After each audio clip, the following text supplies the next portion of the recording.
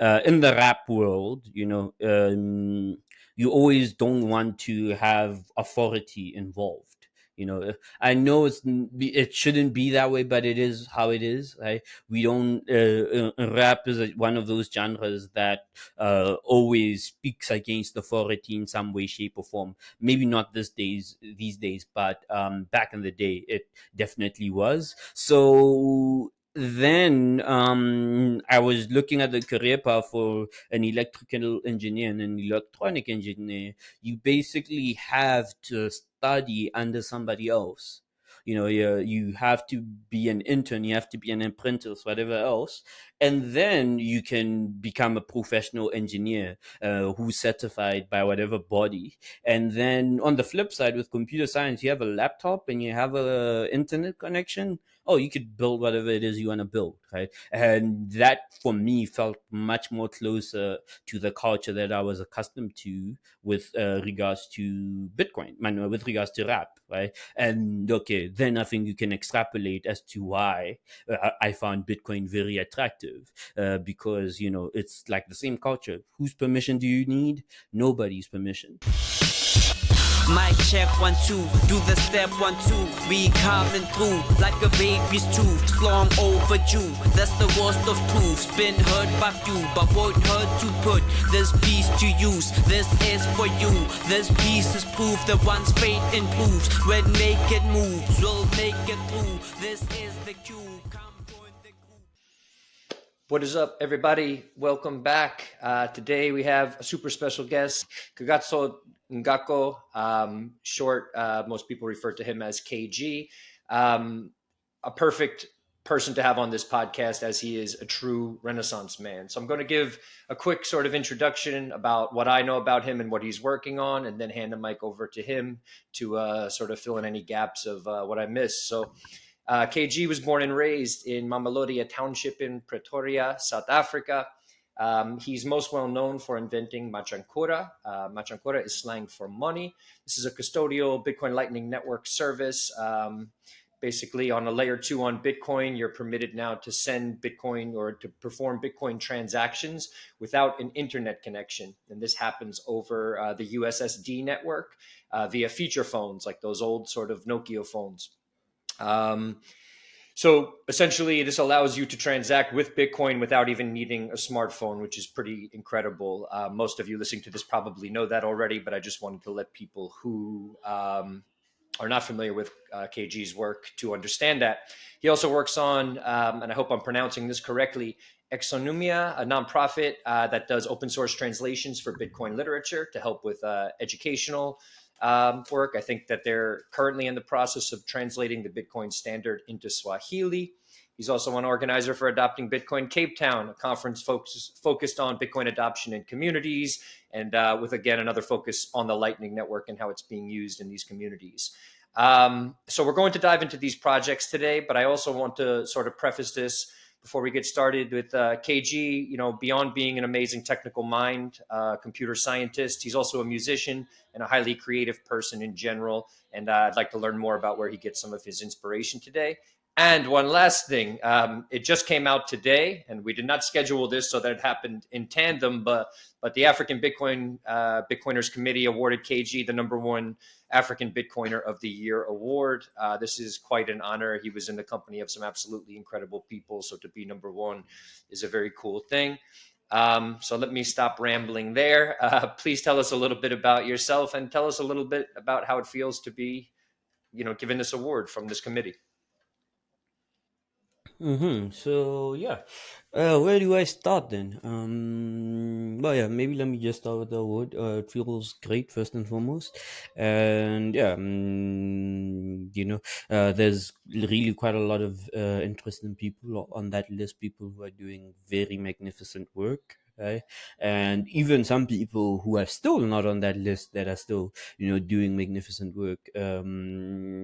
So yeah, hope we all get to learn a bit about them moving forward. And you're already doing a good job of featuring quite a few of those people on your podcast. So yeah, I really hope you continue doing that.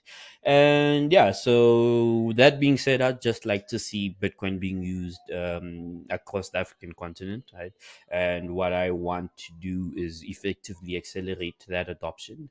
And yeah, so pretty much everything I'm doing is towards accelerating the adoption of Bitcoin across the African continent. And yeah, cool. Then what else outside of that should we dabble in? So we will get to talking about how to hopefully facilitate greater Bitcoin adoption across the African continent, which I think is really important to talk about the nuance of, especially having just been there. A lot of people like to Mm-hmm. talk about Bitcoin and Africa and this and that, but seeing it on the ground there, it's going to be, I think there's a lot of work to be done to actually get people to understand it a bit better, to actually adopt it, to use it, all that. But we'll get to that in a second. What I wanted to get to was, I don't, if anyone listening to this has seen KG speak before, you probably understand what I'm saying, but I just saw him speak for the first time in Ghana. And, he's one of the few people I think in the world that can go from citing Ludwig von Mises, one of the sort of major names in the Austrian economic school of thought, and a few slides later, sort of, tying that into some reference to Kendrick Lamar or Tupac. So there's a lot of sort of creativity and creative inspiration infused in what you do with Machankura. So I was just sort of Mm-hmm. wondering, and you mentioned to me when we spoke in Ghana that you've went from recording your own music, working as or putting out your own mixtape and all of this, to now putting your creative efforts into Machankura. So I just wanted to know what Mm-hmm. that creative process is like when you create things like Machankura and you're expanding on what you're doing with Machankura. Do you approach that in a similar way that you used to kind of approach making music or other creative endeavors? Yeah. So yeah, I think let me then start in primary school. Right. So I had a very old PC. I think it was in grade five, and my mother brought it home, and then it was just sitting there. And then on this other day, my brother came through with a friend of his, and then they installed Fruity Loop on the machine. Right. So yeah, so I then started playing around with it, trying to figure out what to do. I didn't really know what I was doing, but for a kid who's just experiencing this thing for the first time, I would press a button and then sound would come out. So it felt and seemed fun. And yeah, as the years progressed, I then started making beats. So the thing with me is I don't know how to play music. Musical notes or keyboard or anything, but the beauty with Fruity Loops is if you spend more enough time on it, you can make a song, right? As long as you know what sounds good, you could use the piano roll and do whatever else. Watch a YouTube video to learn how to mix whatever else. But that being said, at the time that I was doing this, YouTube was not a thing, so I literally had to spend a lot of time figuring things out. And Mm. yeah, so that is how my journey as a creative kind of started. And then after that, basically my brother was a rapper, so when I was like 14, he would be playing rap music very loud on the sound system. This was back when sound systems were made to be loud. None of these what do they call it, sound pills that you put in front of the TV, because the TV Yep. sound system is bad since the screen is Yep. so flat. They cannot put good speakers in the TV anymore. So, oh yeah, the sound Yep. bar. None of the sound bars. So if you had a sound system in your house, it could actually make some noise. So yeah, my brother would be playing rap music very loudly, and I think on one of the days he was playing music, I asked him like, "Yo, could you turn it down a bit, because it's quite loud." And he said, "If you battle me, I'll turn it down." Right. So next day at school, I was writing battle bars just to get the sound system down, and that's how my journey as a rapper then began. Right. And so from there, 14, 15, 16, I'm rapping, DJing, putting together local shows, whatever else needed to happen, I'll be doing it. And learning a little bit about the music industry too, right? We would go to these music seminars. My brothers were effectively independent artists, right? And I learned quite a lot about the music industry as an independent artist. I learned quite a lot about how the contracts work, learned quite a lot about how needle time works, all of that stuff, right? Publishing, so on and so forth, right? But then I got to graduating high school, which is matric in our case. So I had to make a decision whether I continue down that track of rap and music and whatever else we were doing, or do something else, right? And that something would have been study computer science at the University of Pretoria. So in my mind, technically, I've seen my brothers do this for the past 4 years. None of them are able to do it full time. They're still working jobs to, put food on the table. But then, yeah, they do this thing on weekends or whenever they have an off day. So I'm like, okay, maybe that's not the best path to take. So I took computer science, and then pretty much why I'm here. I became a programmer, so on and so forth. But that being said, I really feel like okay, but maybe that's a topic for another day. I still had creative energy even through a university, so I had to find an outlet, and poetry became that outlet. So I would write poems and join the poetry circles. And yeah, so one of the huge differences between the poetry audience and the rap audience is that the poetry audience listens to pretty much every word you're saying, right? So I could spend more time putting words on a piece of paper. And also, there's nothing behind the words. There's no music behind the words. Yes, you can perform with music, but they are getting exactly what you're performing in the exact way you want it to be received. Maybe it is perceived differently than you want, but that's besides the point. And yeah, so I spent more time there, and I wanted to see how far a person could take it with a pen, because we have a lot of talented poets in South Africa. Kolega Putuma, Kabiso Vili, Masai Sapura, Mudise Sekhato, the list goes on and on. And all these guys are really pushing the needle with regards to creativity and what you can do with words on a page and words on a stage, like slam poetry. Kabiso Vili, I think he's a world champion slam poet, current world champion slam poet. And so, yeah, I was exploring that. But then I had to think about why and what were we doing in rap and how rap is different now, right? So what we were doing in rap is we would have weekly ciphers, and then we would go to shows and perform songs. So we were technically always match fit, right? But we were not conscious of the fact that we were actually practicing at the cipher. Right? We were practicing a verse we were going to perform over the weekend at whatever event we were going to. And even at that event, if you had a 15-minute set, you could at least slot in a 2-minute song that you haven't performed yet, right? And then you would, clean up your collection of music and decide, okay, these are the songs that I'm going to put out. Even the slam poets, Kolega Putuma is a slam poet who wrote pretty much the best-selling poetry book in South Africa called Collective Amnesia. Most of those poems you could test out in the slam poetry set. Right? Slam poetry, very evocative performance. Written poetry, you can do more with written poetry because you don't have to always be energetic. You don't have to always be evocative. So, yeah, but then she knew what people would react to when she was writing the book. And yeah, so I was like, okay, there's something being in front of the stage, being in front of people gives you that you don't get otherwise, right? So yeah, I think that all of that informed how I would approach stuff, and yeah, technically took some of those processes and I applied them to music and to software development, right? So I would just always try to find a concept in music and relate it to software.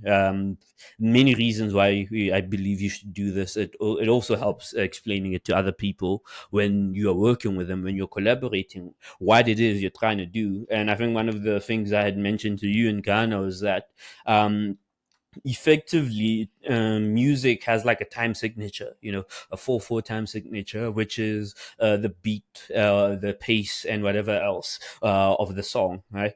And when you're making an instrument or playing music, whatever note you're playing have to fit within the 4/4 time signature. It lets you know where the bar is going to be. It lets you know where the beat is going to be, how many beats in the song, how many bars in the song, so on and so forth. So yeah, and for me, like even when I was building the USSD interface, although be it at a much later stage when I was refining it a little more, it felt like whatever I was doing, since the interface is only text based and the character limit is 160 characters, right? I was very limited in what I was going to do, and it felt like trying to put notes on a 4/4 time signature. And so there's certain things that the user can get used to, right? In the case of the USSD menu, is the list of options: 1, 2, 3, 4, 1, 2, 3, 4, 1, 2, 3, 4, 1, 2, 3, 4. So every screen that a person goes through in the USSD interface has that 1, 2, 3, 4 list. Right? It's longer than 4. It could go up to 9, even more numbers if I wanted to. But then, for it to be easy and very consumable, you have to keep to that, right? And then there's other screens where it's not a list, but it's an input where you're asking the user to input something, right? And as soon as the user sees that they are not given 1, 2, 3, 4, they should understand. And it's much easier for them to understand that, oh, now I'm supposed to input something other than 1, 2, 3, 4, right? Either an amount, either a username, either whatever else. So they read the message you have written for them, right? And that for me felt like, in a song, there's like a bridge section that you can do whatever. Like, Kanye West had a song, "Do You Realize That You Are a Champion?" That sampled, I think, Charlemagne or something like that.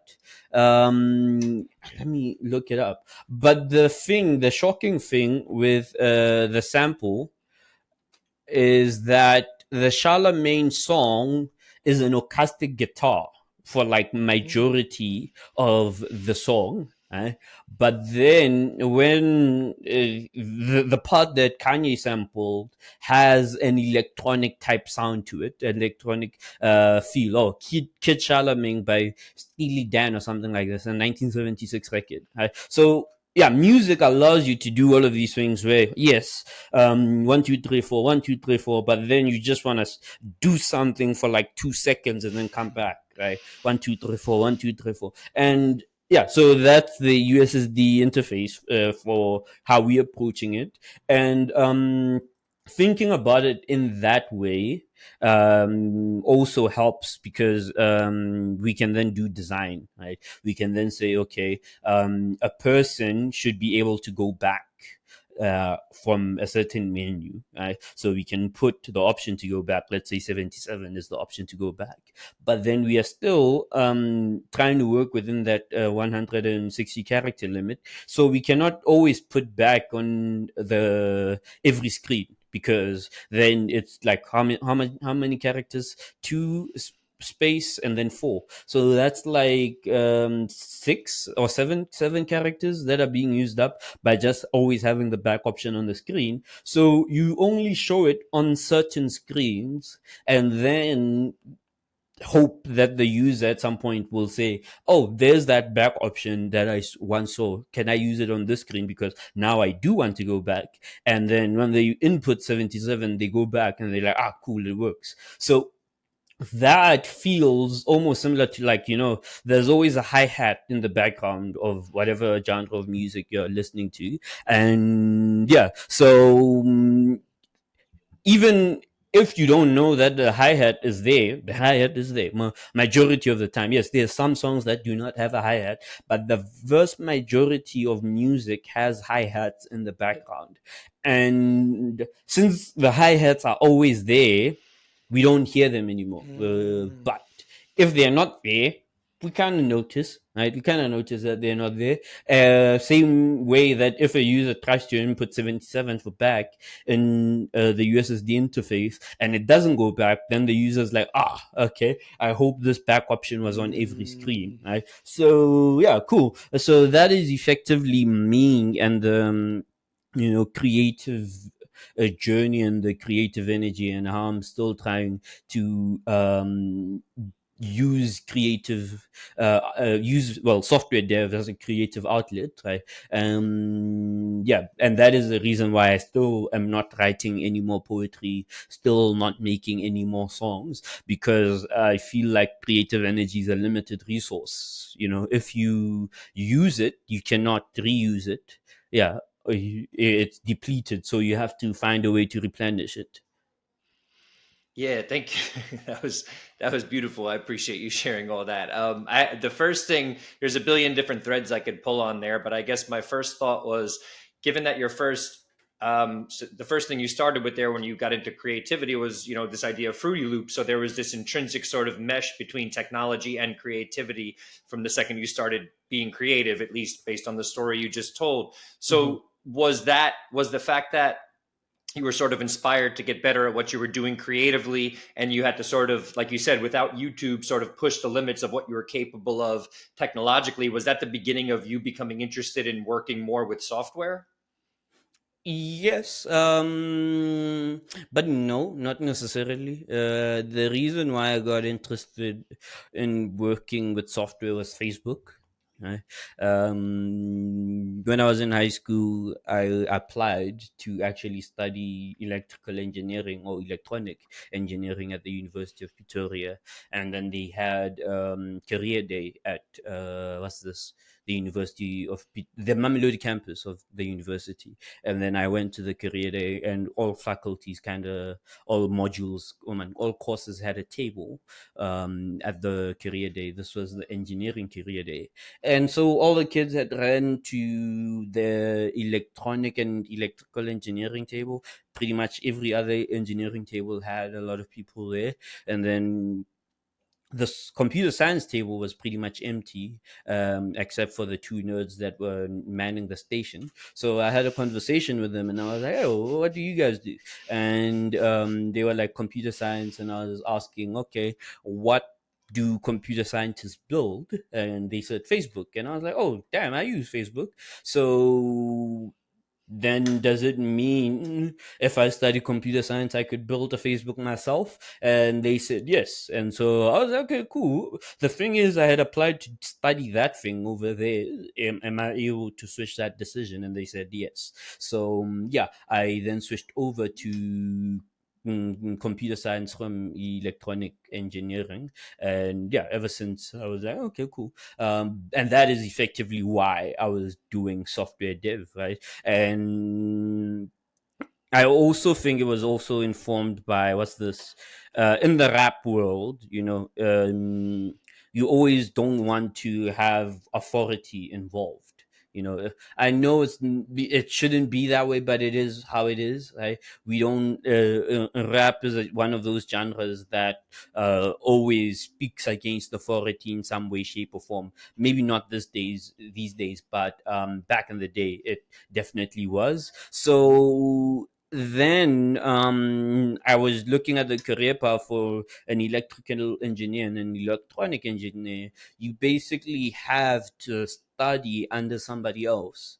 You have to be an intern, you have to be an apprentice, whatever else, and then you can become a professional engineer who's certified by whatever body. And then on the flip side, with computer science, you have a laptop and you have a internet connection. oh, you could build whatever it is you want to build, right? And that for me felt much more closer to the culture that I was accustomed to with regards to Bitcoin, with regards to rap, right? And okay, then I think you can extrapolate as to why I found Bitcoin very attractive, because Yep. it's like the same culture. Whose permission do you need? Nobody's permission.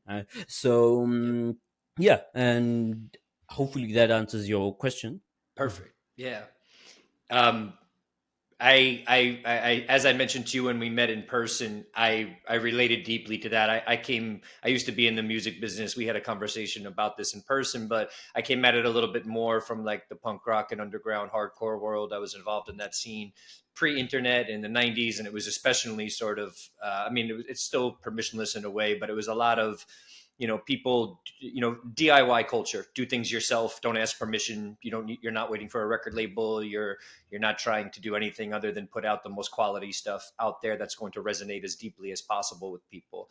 So the night that somebody explained what Bitcoin was to me was middle of January 2018, and there was no learning curve for me. I just went home immediately and went down the rabbit hole. When I understood the concept, it was like immediately it clicked in my brain. I was like, oh, I've seen this before in a subculture.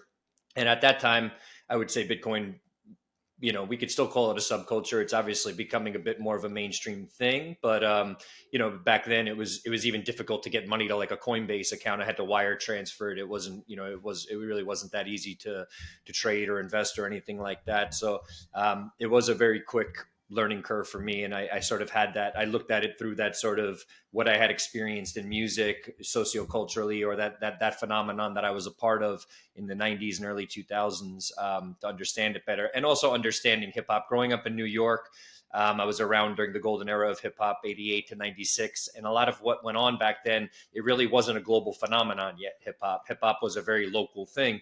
And my father did a lot of work in neighborhoods, in African American neighborhoods, doing community revitalization work. And so I experienced a lot of that culture firsthand. Also, like through cinema, a lot of the movies that came out were a lot of like everything from like White Men Can't Jump, all these movies that were sort of affiliated with hip hop culture. And then I would see people come into the theater with Wu-Tang shirts on and Notorious B.I.G. shirts on. And now we think about these names and they're just tremendous. They're huge sort of global names, but back then they weren't. There was a very underground sort of permissionless, dangerous thing. And it was cool. It was a really, really cool thing. So I felt that same vibe immediately with Bitcoin. I want to ask you actually another question I asked you in person. You inspired me to pick up my copy here of Human Action because of the effect that it had on Mm-hmm. you. So I've been delving into it. I've already read the Bitcoin Standard, and I've read the work of other Austrian economists like Hayek. And I would say that some of what Bitcoin did, it amplified ways that I already thought about the world, as I just mentioned with music, the permissionless nature, wanting to be a part of cultures or subcultures like that. But it also brought new ideas to my mind, that new ways of viewing the world that I just hadn't experienced before, hadn't really encountered before. So I'm curious with you. So it seemed like a seamless transition to understand something like Bitcoin, but what has Bitcoin done to broaden your framework of the world? What has it actually done to sort of change your mind in a way, or alter your mind in a way? Mm, yeah, so I think a lot of these books I wouldn't have read without Bitcoin being a thing. Right? Like even if you look at Human Action, a book from the 40s, 1940s, isn't something you would want to read for whatever reason. Even if it's Totally. prescribed in a module you're studying, you'd avoid it. So yeah, I think Bitcoin has really presented me with reason to look at things myself, like the whole do your own research bit. Yeah, see even things that are not necessarily from the area that I may be an expert in, right? So like economics and everything else. And yeah, what I've learned is, for the most part, even most of the things that we are seeing in the world that are wrong with the world, usually by recommendation, right? Some of the worst things that could ever be possibly done were actually recommended, and whether this is from a health perspective, so on and so forth. even some genocide, some genocides are really a recommendation from the people in authority. It's very hard to get a genocide without an authority figure in place to ensure that it happens, whether or not they want to take the credit for it, right? And this is for countries like Rwanda or, well, in this case, Israel, depending on how you view it, right? And yeah, so Bitcoin for me is like, okay, cool. All of these things, all of these atrocities are happening in the world. Why is the global health kind of going down the drain? Like, it's when people are should be, living healthier lives, since we've made so much progress with regards to what can be done in the world, and we still going the opposite way. Like, I tell people my age that now, and I'm 30, by the way. Now we should be taking our health more seriously, because on a regular basis we hear about peers that die from heart attacks, right, when we are 30, and it's almost old age diseases, cancer or whatever else who used to be an old age disease is now affecting more and more of the younger population. So yeah, and for me, Bitcoin has given me a reason to really go down that rabbit hole and look at things from an objective perspective and say, maybe some of these people are actually wrong. Maybe some of these experts are actually wrong. And yeah, and I think if you are able to then substantiate why they are wrong with regards, let's say, to a topic like money, why should money not be an inflationary currency? You are then able to substantiate so many other things, like why should people not be eating seed oils? Why should we be consuming less sugar, right? So even Coke, like Coke has affected more people, or Coca-Cola, not cocaine, but Coca-Cola has affected more people's health than alcoholism, right? And alcoholism has at least a support group if you want to go sober, if you want to go clean. But if you want to stop drinking Coca-Cola, you have to then go on that journey yourself and figure it out for yourself, and hopefully you are not already addicted at this point, and hopefully your health hasn't deteriorated to the point that it's bad. But yeah, one of the most interesting things I saw, like even around 2012, 2015, was I was trying to just drink healthier stuff, right? And you get to a restaurant, you get to a store, the juice is more expensive than the Coca-Cola, right? The bottle of water is more expensive than the Coca-Cola. So the Coca-Cola, if you're buying a meal and it comes with a drink, usually a Coke or whatever other soda, is included in the price. But as soon as you swap it out for a bottle of water, bottle of juice, whatever else you may want to drink, they increase the amount. So this is for me one of those ways where you're like, why is it designed in this way? Shouldn't a bottle of water be cheaper than soda? And yeah, then you look at how from an economic perspective, the recommendation is, of course, live within your means.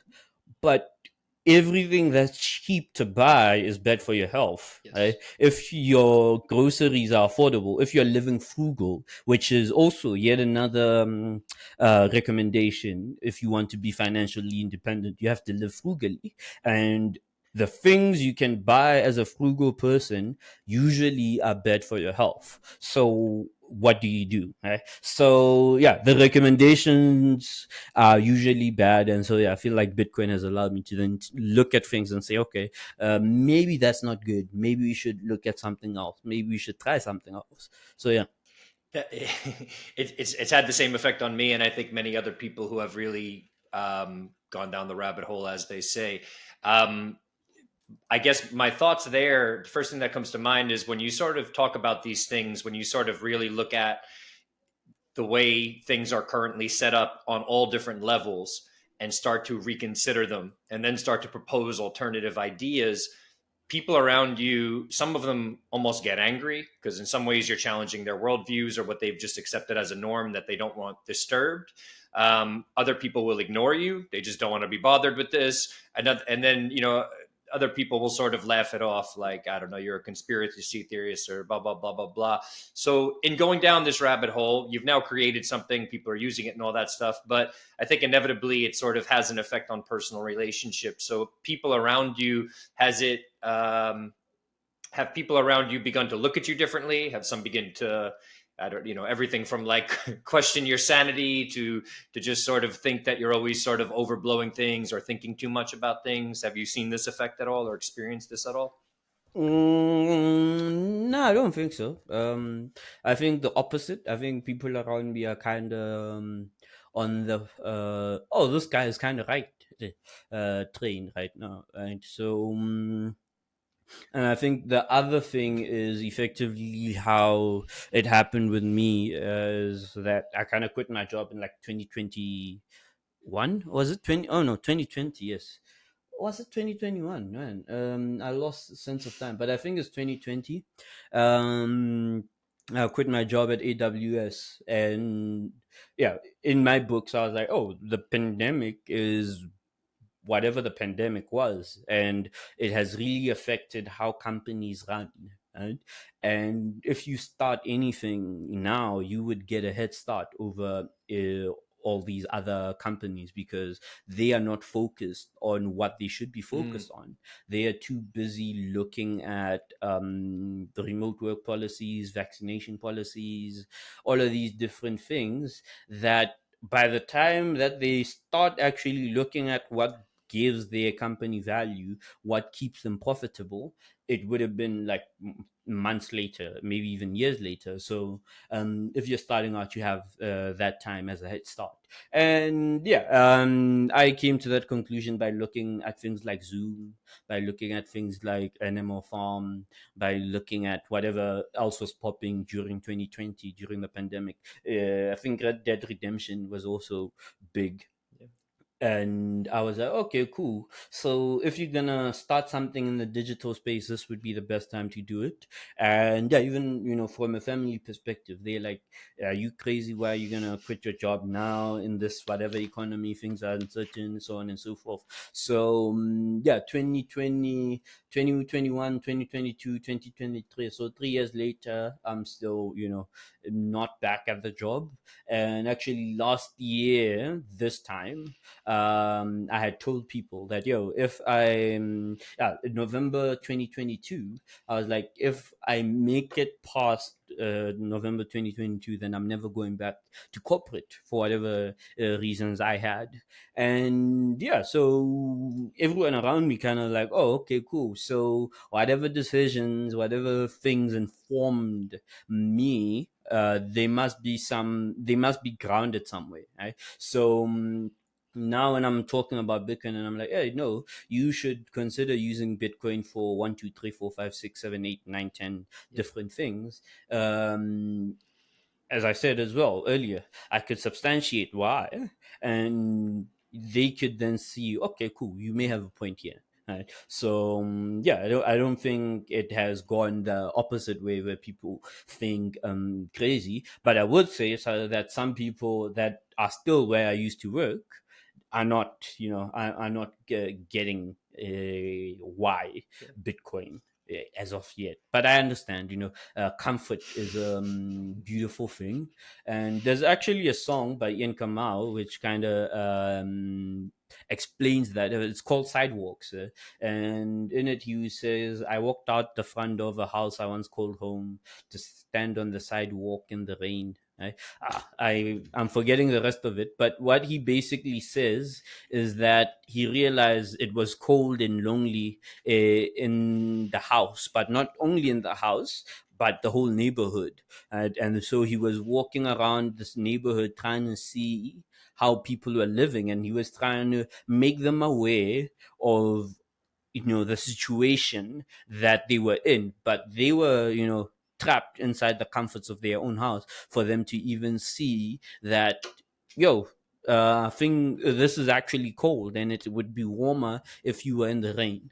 So yeah, to the people who are still at working comfortable jobs and everything like that, that do not see where the world is going and do not see that they could actually steer things in a different direction, it is what it is. It's comfort. They could live their life as they feel like.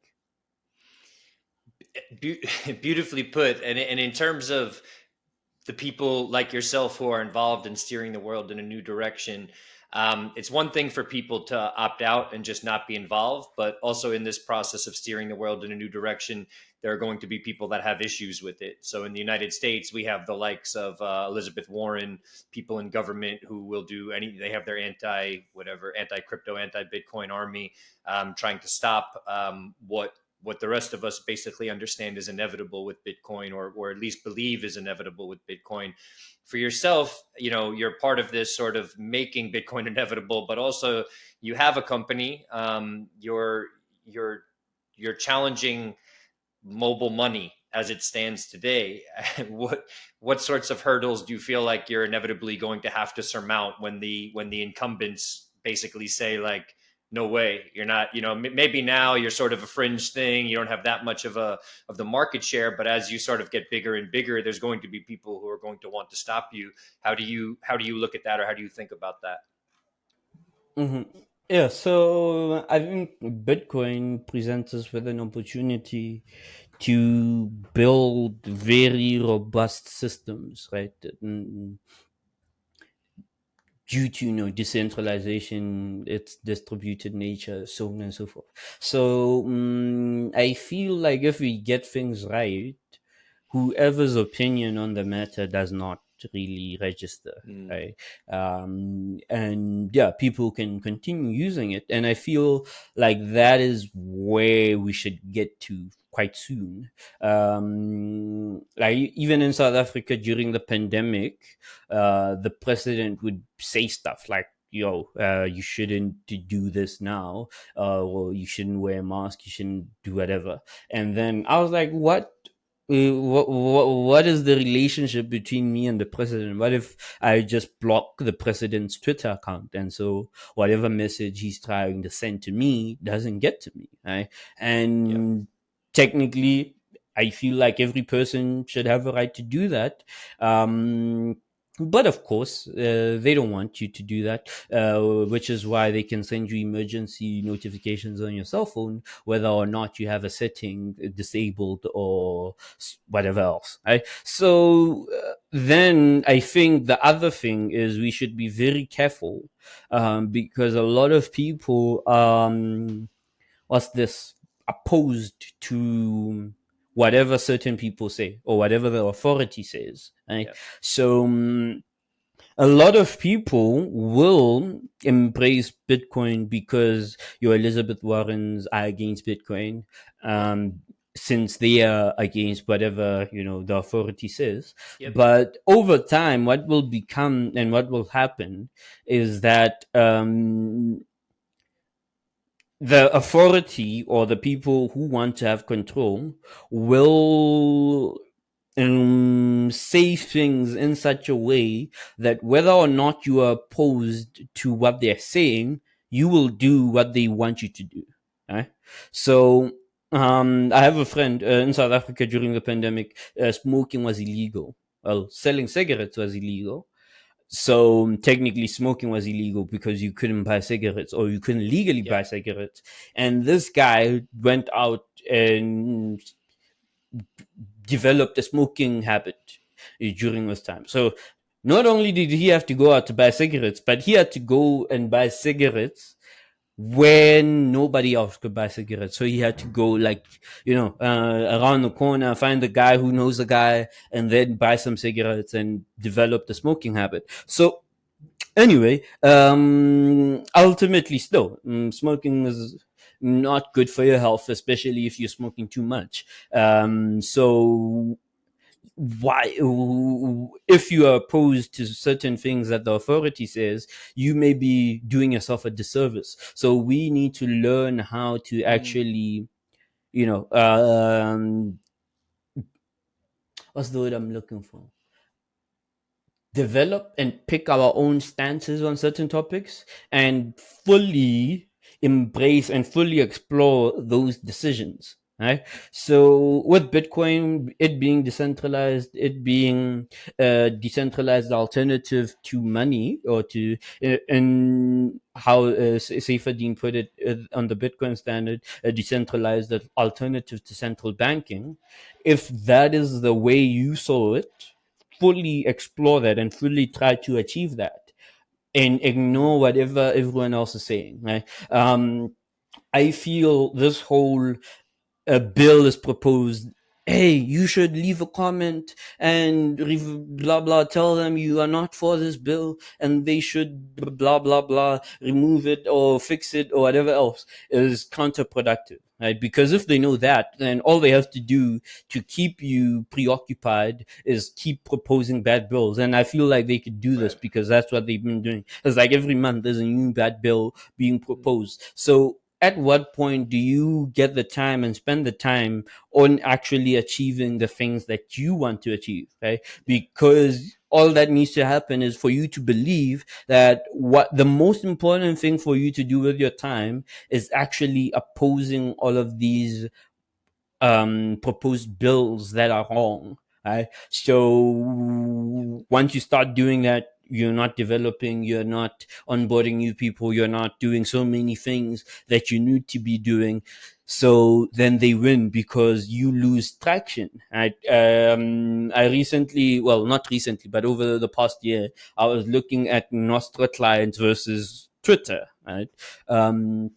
Ultimately, Nostra should have won, but this year, I would try to say all the Nostra clients lost to Twitter this year, right?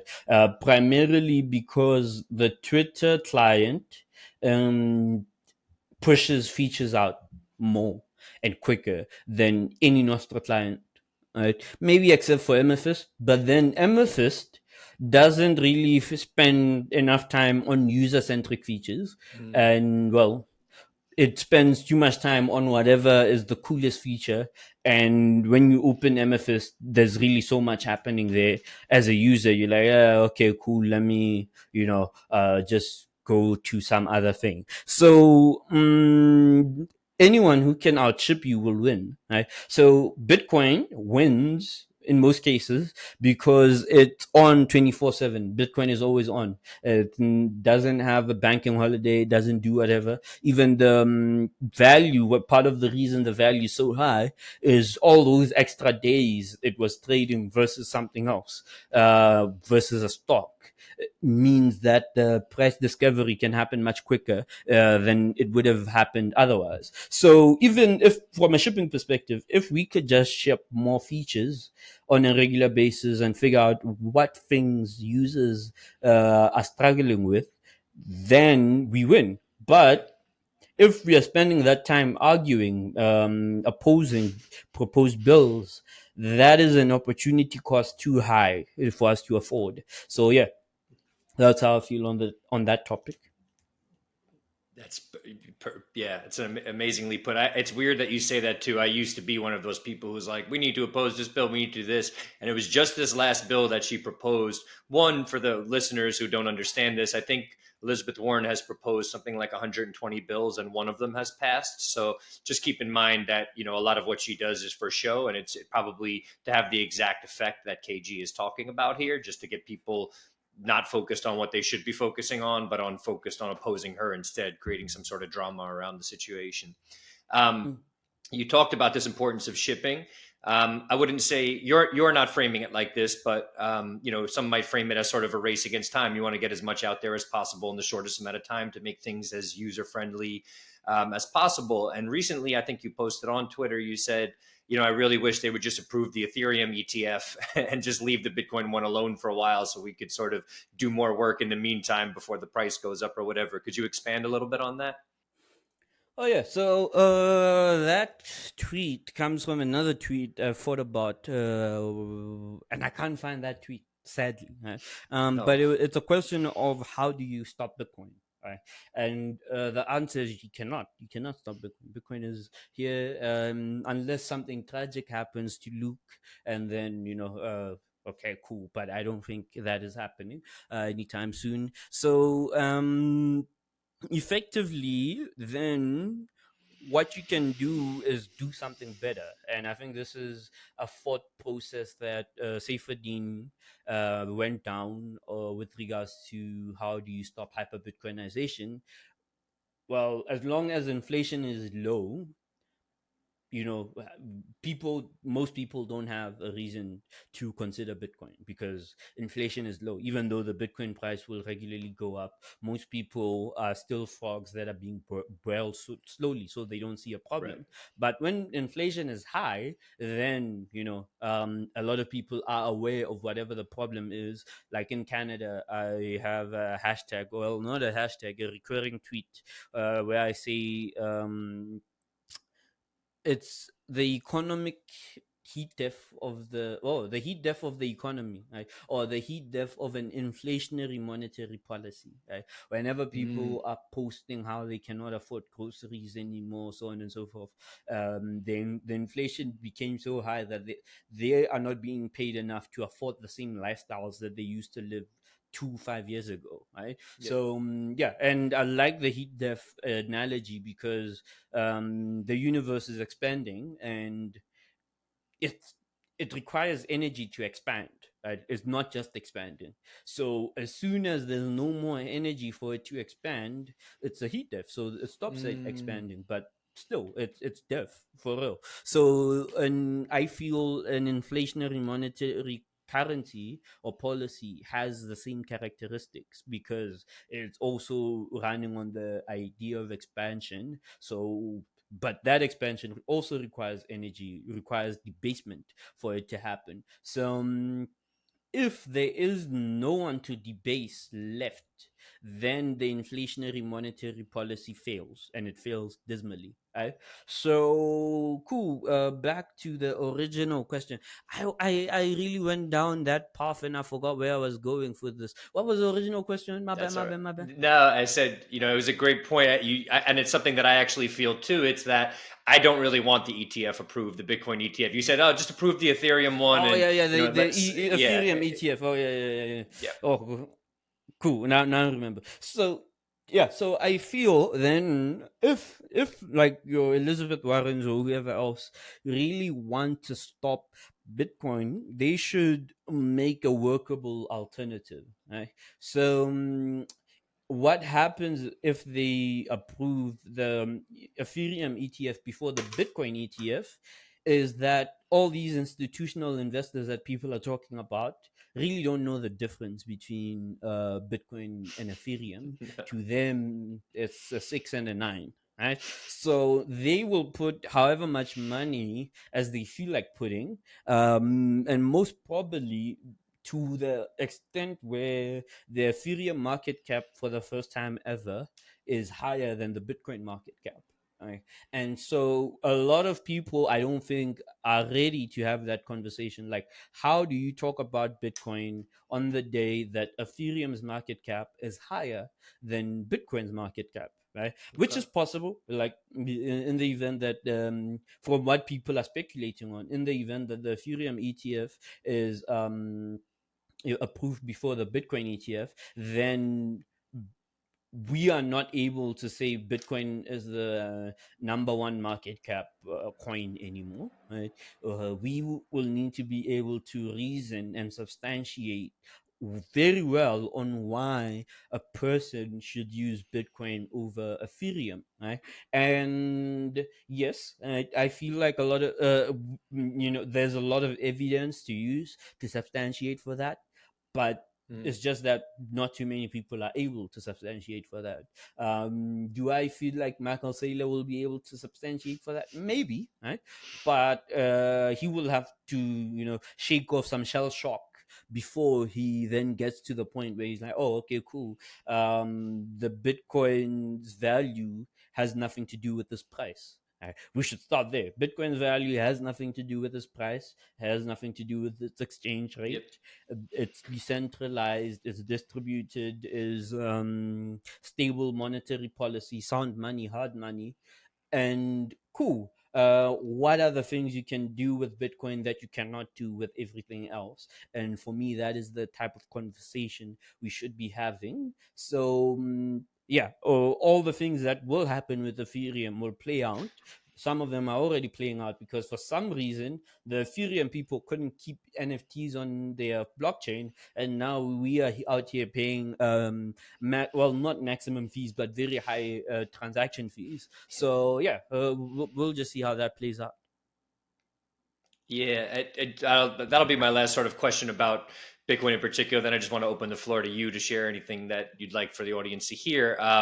What are your feelings on Ordinals? Obviously, this is an open source protocol. People can do what they want with it. We have this 4 megabytes of block space that's available in every block, and it is what it is. It's a permissionless, decentralized, open source protocol. People can do what they want, but there is a reality to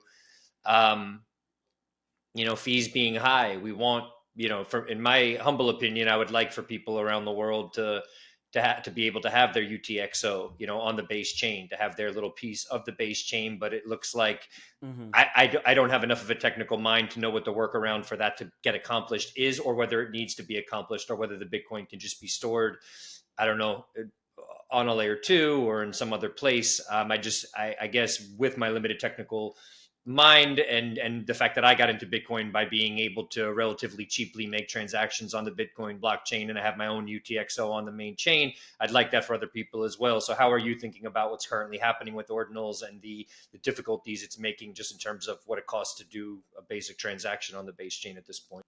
Okay. I'll start by saying Ordinals are fiat as fuck. Right?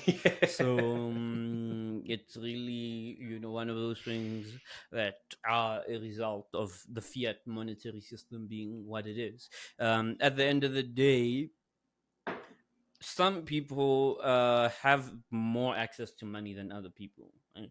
Yep. For reasons that have nothing to do with them being productive or them knowing how to best use money. And ultimately, even without ordinals, I think Bitcoin would have experienced the same thing. Just in a different fashion. Right. It's like Fortnite dances that people pay for, and then they dancing in the game. It does nothing for the game, but people want to spend their money that way, and they can implicitly say, "I'm rich," right? Just because they are doing it. And yeah, so it's one of those things where you're like, okay, cool. People are going to want to show that they have money, so they're gonna recklessly spend their money. And even though NFTs have proven that, the whole thesis on NFTs is dead in the water, like the volumes are low, the marketplaces are not doing good business, and the celebrities are no longer talking about NFTs anymore. People still taking the same NFT playbook and then bringing it to ordinals, right? So for me, that is stupidity, maybe even the definition of stupidity, insanity even. Doing the same thing and expecting a different Over result. and over, different Right? result. So yes, right. So NFTs over the 2020, 2021, even before that, because we had crypto kitties in 2017, right? So crypto kitties 2017 flopped.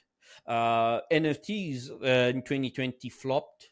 Oh, what we gonna do? Ordinals now?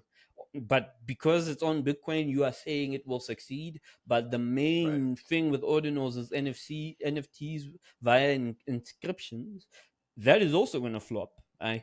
And but at the end of the day, since it's fiat as fuck, some people have money to put into this thing, whether or not it's profitable, whether or not it's productive, and it's all good as their money, right? So we'll just soldier through. The beauty of Bitcoin and most of the Bitcoin companies in the space is that they usually outlive everyone else, right?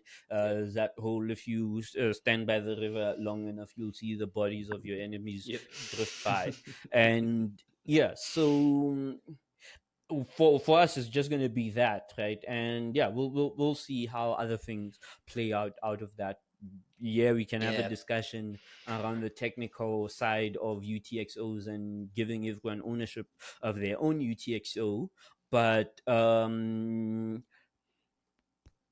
there's other ways to achieve that, Yep. put a bitcoin in the reserve of a country if you want, and then through some indirect nature have all the people in that country hold bitcoin. Right. It's not self-custody, but a person can still self-custody their bitcoin if they want. So yeah, let's Yep. just use our imaginations and come up with not yet tried or ways to actually give people access to Bitcoin, right? And yeah, that Yep. being said, I would like to mention that we are hosting Adopting Bitcoin Cape Town. So if anyone wants to come through, feel free to come through. We're going to be doing this January 29, 26 and 27. Mm. So yeah, it's going to be a fun time. We're going to have a lot of amazing speakers highlighting some of the most interesting uh, Bitcoin companies and parallel institutions in South Africa and the rest of the world. Yep. Yeah, to if anybody is thinking about that, if anyone's listening and thinking about going, but they're on the fence, I'm going to highly recommend it. I actually went to my first Adopting Bitcoin when I interviewed Kamal, who was one of the organizers for Adopting Bitcoin. He sort of gave the same pitch at the end of my interview with him. I had just bought my ticket for the African Bitcoin conference in Ghana, and just based on Kamal's energy, his vibe, all that stuff, I just decided, all right, I'm going to work some extra jobs and make this happen. I am bummed to say that I cannot make it back to Africa next month, but I'm planning, and I've been speaking with some people to actually spend some time in different parts of the continent next year. So hopefully, if not, I can't make it this year, but hopefully, if it happens again in Cape Town next year, I will be there. Super excited that you're doing it down there. I love what's going on. If people aren't familiar with Bitcoin Akasi, I think that they'll be taking a trip out to Masel Bay to visit Bitcoin Akasi. Akasi is slang there for township. Mm-hmm. It's one of the circular economies, in my opinion, one of the most impressive ones. Yeah, I won't go too far down that rabbit hole, but I think KG, you're working with Herman from Bitcoin Akasi on organizing Adopting Bitcoin. If I'm not incorrect, yeah. Yes, we're working with Cool. him and a few other people as well.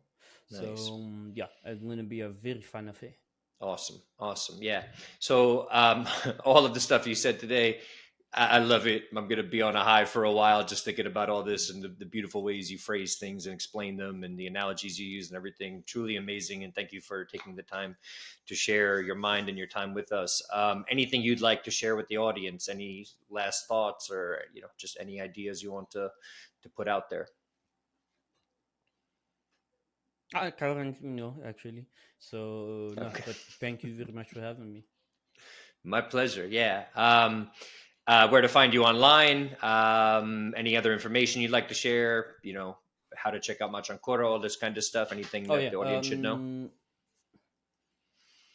Oh yeah, you can pretty much find most of the information you need from the Machankura website, which is 833.mobi. So that's 8333.mobi. That's three threes, and yeah, that's where you're gonna find most of the information. Our Twitter, our Nostr, and everything else will be there. Cool. Awesome. And I will leave KG's Twitter handle, everything else that I have for contacting him, as well as that information you just shared in the show notes. Super, super happy that I got the chance to meet you in Ghana.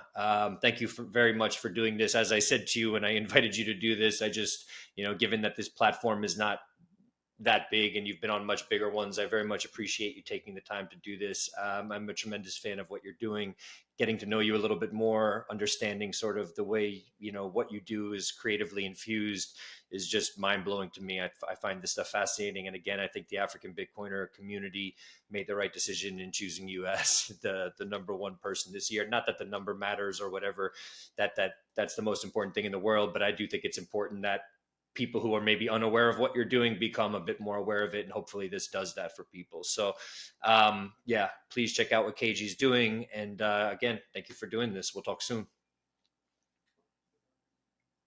Thank you very much, man. And yeah, keep doing what you're doing as well with the podcast.